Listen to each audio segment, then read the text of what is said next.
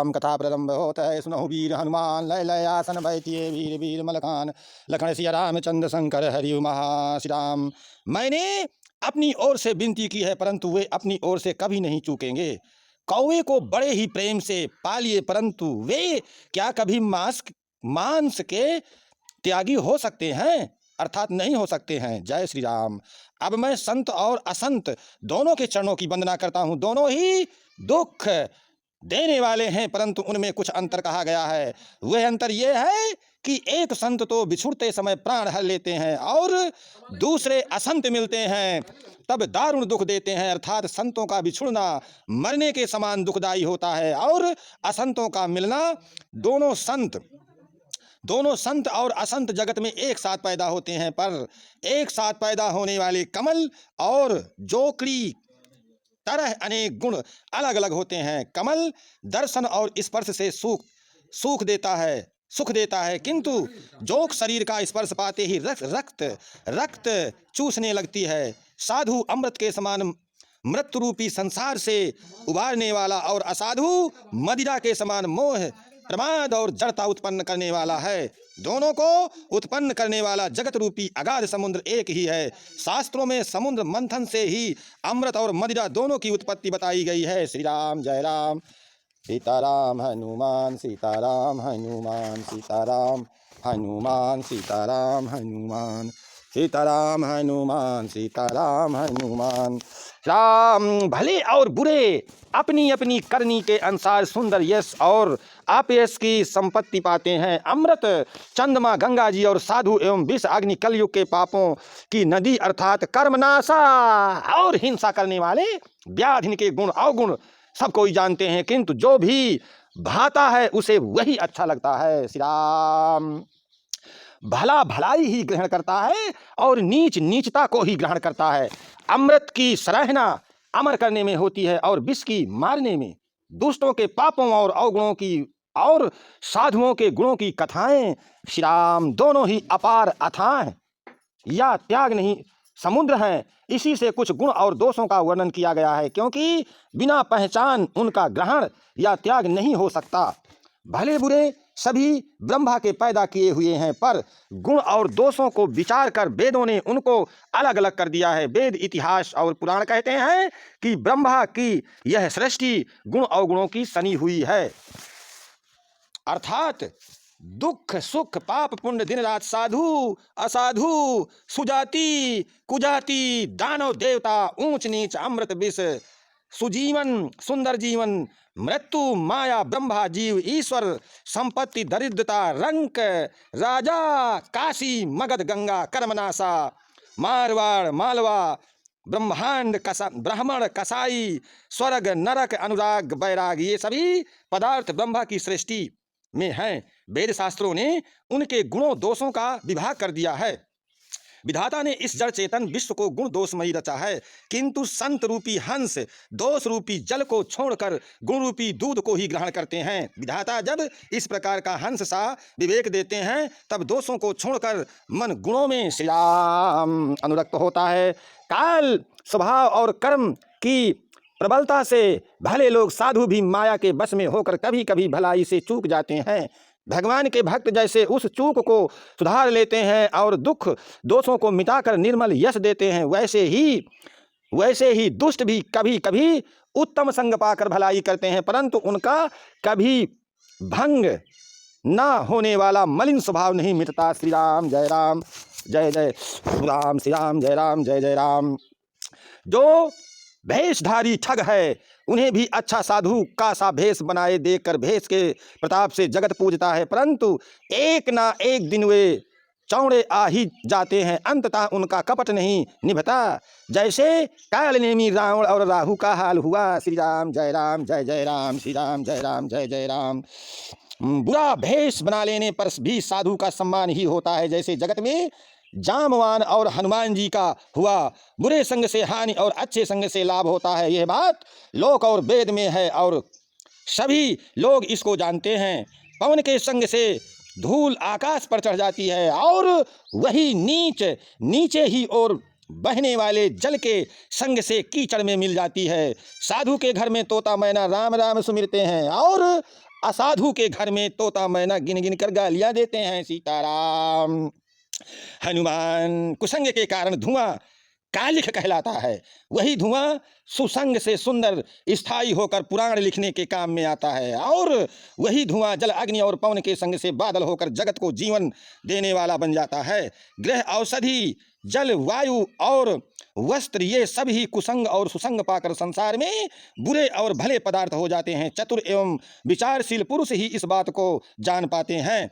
महीने के दोनों पखवाड़ों में उजियाला और अंधेरा समान ही रहता है, परंतु विधाता ने श्री राम जय राम, सीताराम हनुमान, सीताराम हनुमान, सीताराम हनुमान, सीताराम हनुमान, सीताराम हनुमान नाम में भेद कर दिया है। एक का नाम शुक्ल और दूसरे का नाम कृष्ण रख दिया है।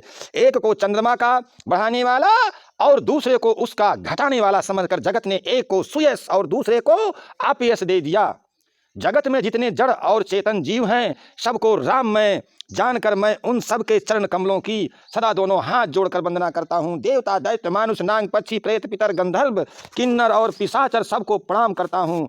अब सब मुझ पर कृपा कीजिए। 84 लाख योनियों में 4 प्रकार के स्वदेश, अंडज, उज्जज, जरायुज जीव जल, पृथ्वी और आकाश में रहते हैं। उन सब से भरे हुए इस सारे संसार जगत को श्री सीता राम में जानकर मैं दोनों हाथ जोड़कर प्रणाम करता हूँ। मुझको अपना दास जानकर कृपा की खान आप सब लोग मिलकर छल छोड़कर कृपा कीजिए। मुझे अपने बुद्धि बल का भरोसा नहीं है, इसलिए मैं सबसे विनती करता हूँ। मैं श्री रघुनाथ जी के गुणों का वर्णन करना चाहता हूँ, परंतु मेरी बुद्धि छोटी है और श्री राम का चरित्र अथाह है। इसके लिए मुझे उपाय का एक ही अंग अर्थात कुछ लेस मात्र भी उपाय नहीं सूझता मेरे मन में।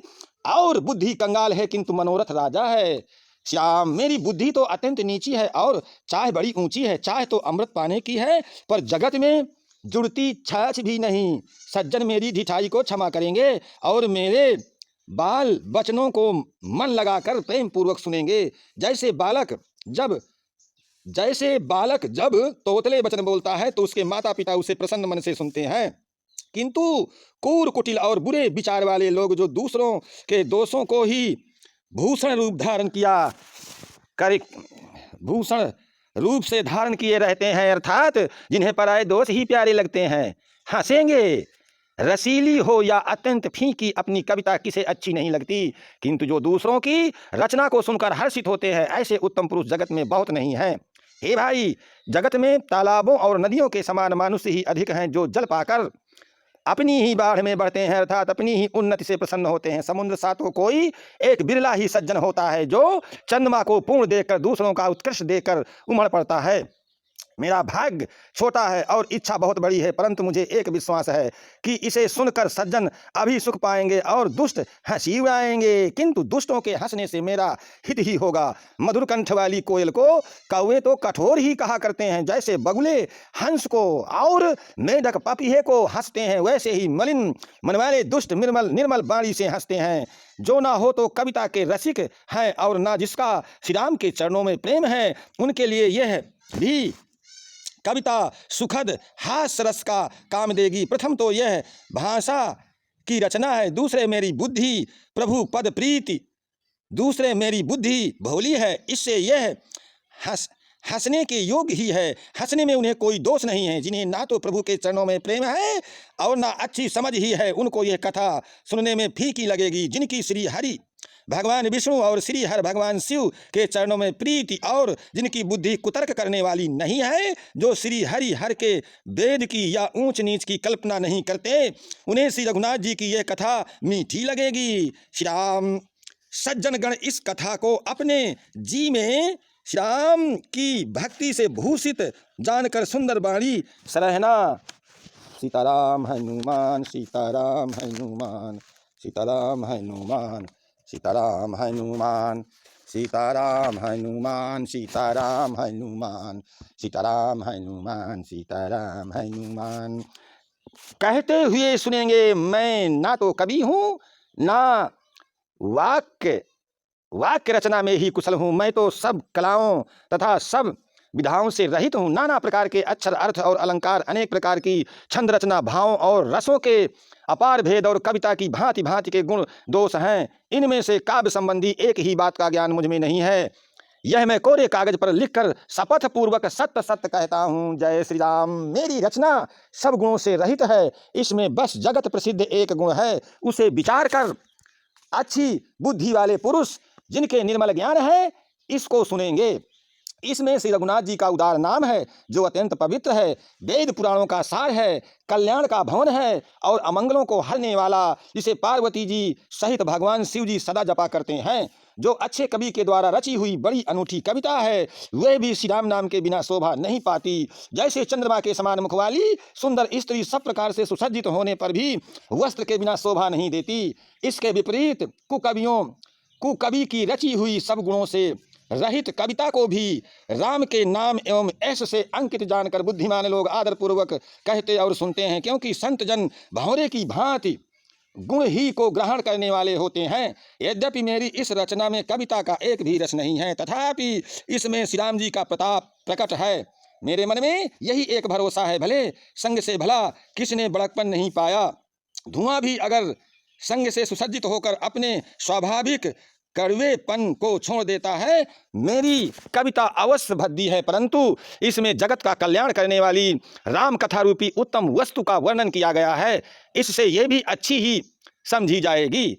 श्याम तुलसीदास जी कहते हैं कि रघुनाथ जी की कथा कल्याण करने वाली और कलयुग के पापों को हरने वाली है। मेरी इस भद्दी कविता रूपी नदी की चाल पवित्र जल वाली नदी गंगा जी की चाल की भांति टेढ़ी है। प्रभु श्री रघुनाथ जी की सुंदर यश के संग से यह कविता सुंदर तथा सज्जनों के मन को भाने वाली हो जाएगी।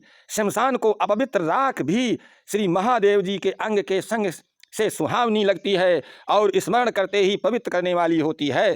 श्री राम के यश के संग से मेरी कविता सभी को अत्यंत प्रिय लगेगी। जैसे मलय पर्वत के संग से कांठ मात्र चंदन बनकर वंदनीय हो जाता है, फिर क्या कोई काठ भी काठ की तुच्छता का विचार करता है। श्यामा गौ काली होने पर भी उसका दूध उज्ज्वल और बहुत गुणकारी होता है, यही समझकर सब लोग उसे पीते हैं। इसी तरह गंवारों भाषा में होने पर भी श्री सीताराम नाम के यश को बुद्धिमान लोग बड़े चाह से गाते और सुनते हैं। मणिक और मोती जैसी सुंदर छवि है यह सांप पर्वत और हाथी के मस्तक पर वैसे शोभा नहीं पाती। राजा के मुकुट और नवयुवती स्त्री के शरीर को पाकर ही ये सब अधिक शोभा को प्राप्त होते हैं। इसी तरह बुद्धिमान लोग कहते हैं कि सुकवि की कविता भी उत्तम और कहीं होती है और शोभा अत्यंत कहीं पाती है, अर्थात कवि की वाणी से उत्पन्न हुई कविता वहाँ शोभा पाती है जहाँ उसका विचार प्रचार तथा उसके कवित्व आदर्श का ग्रहण और अनुसरण होता है। कवि के स्मरण करते ही उसकी भक्ति के कारण सरस्वती जी ब्रह्मलोक को छोड़कर दौड़ी आती हैं। सीताराम हनुमान सीताराम हनुमान सीताराम हनुमान सीताराम हनुमान सीताराम हनुमान। सरस्वती जी की दौड़ी आने की यह थकावट रामचरित रूपी सरोवर में उन्हें नहलाए बिना दूसरे करोड़ों उपायों से भी दूर नहीं होती। कवि और पंडित अपने हृदय में ऐसा विचार कर कलयुग के पापों को हरने वाले श्री हरि के यश को गान करते हैं। संसारी मनुष्य का गुणगान करने से सरस्वती जी सिर धुनकर पछताने लगती हैं कि मैं क्यों इससे बुलाने पर आई। बुद्धिमान लोग हृदय को समुद्र, बुद्धि को सीप और सरस्वती को स्वाति नक्षत्र के समान कहते हैं। इसमें यदि श्रेष्ठ विचार रूपी जल बरसता है तो मुक्ता मणि के समान सुंदर कविता होती है। उन कविता रूपी मुक्ता मणियों की युक्ति से बैठ कर फिर रामचरितमानस रूपी सुंदर तागे में पिरोकर सज्जन लोग अपने निर्मल हृदय में धारण करते हैं, जिससे अत्यंत अनुराग रूपी शोभा होती है। वे अत्यधिक प्रेम को प्राप्त होते हैं।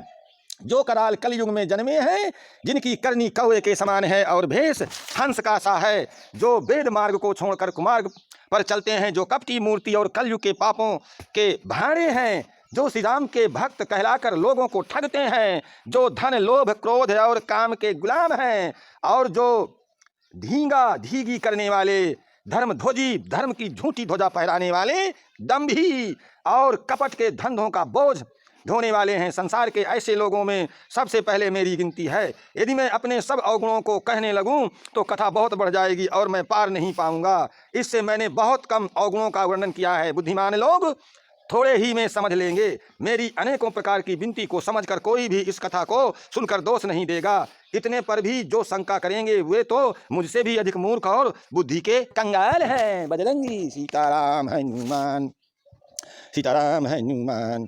मैं ना तो कवि हूँ ना चतुर कहलाता हूँ, अपनी बुद्धि के अनुसार श्री राम के गुण गाता हूँ। कहाँ तो श्री रघुनाथ जी का अपार चरित्र, कहाँ संसार में आसक्त मेरी बुद्धि। जिस हवा से सुमेरु जैसे पहाड़ उड़ जाते हैं, कहिए तो उसके सामने रुई किस गिनती में है। श्री राम की असीम प्रभुता को समझकर कथा रचने में मेरा मन बहुत हिचकता है। सरस्वती जी, शेष जी, शिव जी, ब्रह्मा जी, शास्त्र वेद और पुराण ये सब नेति नेति कहकर पार नहीं पाकर ऐसा नहीं कहते हुए सदा जिनका गुणगान किया करते हैं। यद्यपि प्रभु श्री रामचंद्र जी की प्रभुता को सब ऐसी अकथनीय ही मानते हैं, तथापि कहे बिना कोई नहीं रहा। इसमें वेद ने ऐसा कारण बताया है कि भजन का प्रभाव बहुत तरह से कहा गया है, अर्थात भगवान की महिमा का पूरा वर्णन तो कोई कर नहीं सकता, परंतु जिससे जितना बन पड़े उतना भगवान का गुणगान करना चाहिए, क्योंकि भगवान के गुणगान रूपी भजन का प्रभाव बहुत ही अनोखा है। उनका नाना प्रकार से शास्त्रों में वर्णन है। थोड़ा सा भी भगवान का भजन मनुष्य को सहज ही भवसागर से तार देता है। जो परमेश्वर एक है, जिनके कोई इच्छा नहीं है, जिनका कोई रूप नहीं, जिनका नाम नहीं, जो अजन्मा सच्चिदानंद और परम धाम है, और जो सबके व्यापक और विश्व रूप में उन्हीं भगवान ने दिव्य शरीर धारण करके नाना प्रकार की लीला की है। वह लीला केवल भक्तों के हित के लिए ही है, क्योंकि भगवान परम कृपालु हैं और शरणागत के बड़े प्रेमी हैं, जिनकी भक्तों पर बड़ी ममता और कृपा है। जिन्होंने एक बार जिस पर कृपा कर दी उस पर फिर कभी क्रोध नहीं किया।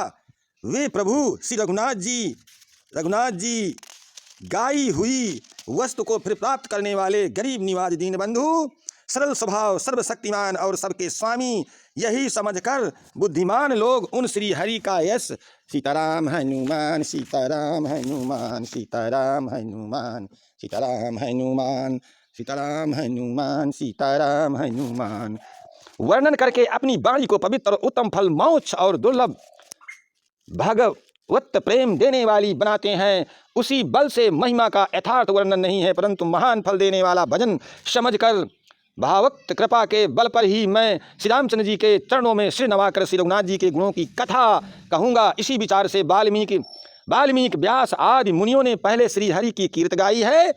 भाई, उसी मार्ग पर चलना मेरे लिए सुगम होगा।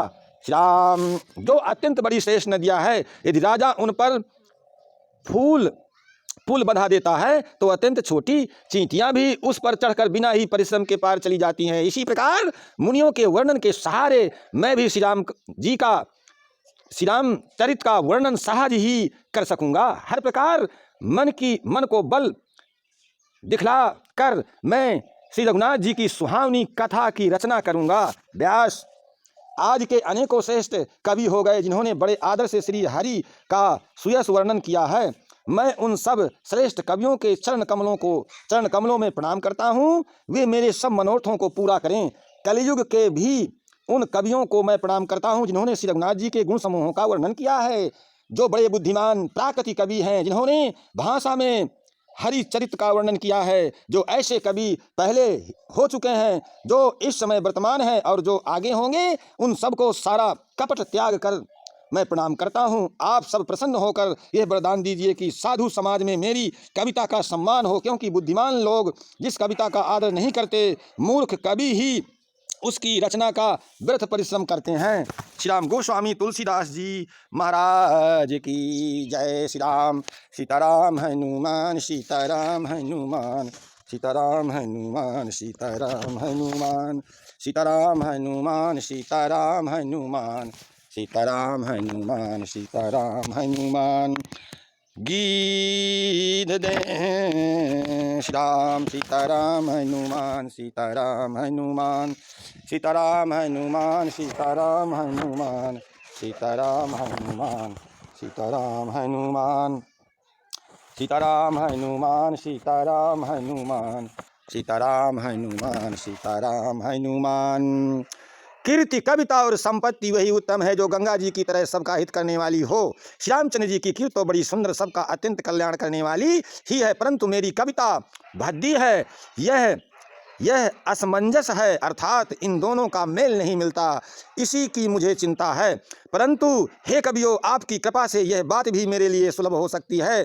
रेशम की सिलाई टाट पर भी सुहावनी लगती है। चतुर पुरुष उसी कविता का आदर करते हैं जो सरल हो और जिसमें निर्मल चरित्र का वर्णन हो, तथा जिसे सुनकर शत्रु भी स्वाभाविक बैर को भूलकर सराहना करने लगें।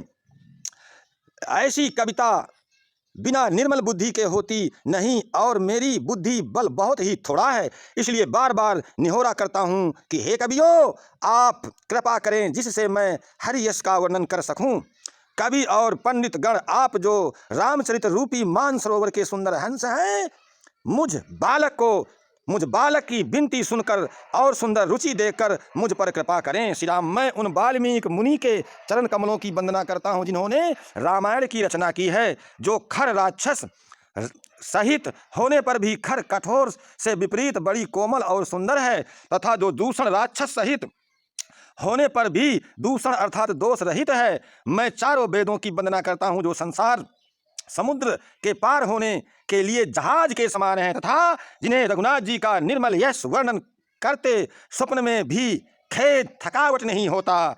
मैं ब्रह्मा जी के चरण रज की वंदना करता हूँ जिन्होंने भवसागर बनाया है, जहाँ से एक ओर संत रूपी अमृत चंद्रमा और कामधेनु निकले और दूसरी ओर दुष्ट मानस रूपी विष और मदिरा उत्पन्न हुए। श्री राम सीताराम हनुमान सीताराम हनुमान सीताराम हनुमान सीताराम हनुमान सीताराम हनुमान। राविसर्जन होते सुनो वीर हनुमान, जो जन जहाँ से आये हो सोता करो पयान, सोता सब आसन गए। शंभु गए कैलाश रामायण वैकुंठ गई विदा हो, हनुमान लखन सिया रामचंद्र शंकर हरि उमापति महादेव जी की जय। पवन सुत हनुमान जी की जय, गोस्वामी तुलसीदास जी की जय, बोलो भाई सब संतन की जय। मर्यादा पुरुषोत्तम भगवान श्री राम की जय। मर्यादा पुरुषोत्तम भगवान श्री राम की पुण्य कथा, हनुमंत कथा, जो कि श्री ठाकुर जी धाम मंदिर पतारीपुरा में सायंकाल प्रतिदिन 1 घंटे को चलती है, उसकी शुभ समाप्ति का समय है। अर्थात आए हुए समस्त श्री रामचरितमानस वक्ता श्रोता सभी श्री ठाकुर जी के श्री चरणों में दंडवत करें, अपनी आस्था रखें, अतः उनका शुभ आशीर्वाद लेकर अपने स्थान को प्रस्थान करें। और कल की मर्यादा पुरुषोत्तम भगवान श्री राम की पुण्य कथा सुनने के लिए श्री ठाकुर जी धाम मंदिर में आप सादर आमंत्रित हैं। धन्यवाद। चलते चलते एक बार अपनी वाणी पवित्र करें। श्री ठाकुर जी धाम की जय। धन्यवाद।